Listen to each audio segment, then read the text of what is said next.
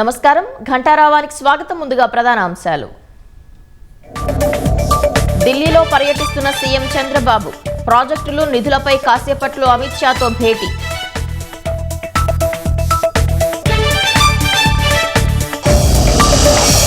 Singapore పరిశ్రమల శాఖ ప్రతినిధులతో లోకేష్ సమావేశం. ఏపీలో పెట్టుబడులు పెట్టాలని ప్రత్యేక ఆహ్వానం.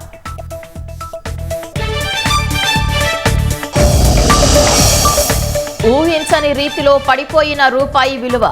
డాలర్తో పోలిస్తే 94.96 రూపాయల వద్ద నమోదు. భారీ నష్టాల్లో కొనసాగుతున్న స్టాక్ మార్కెట్లు. 1000 పాయింట్లకు పైగా పడిపోయిన సెన్సెక్స్.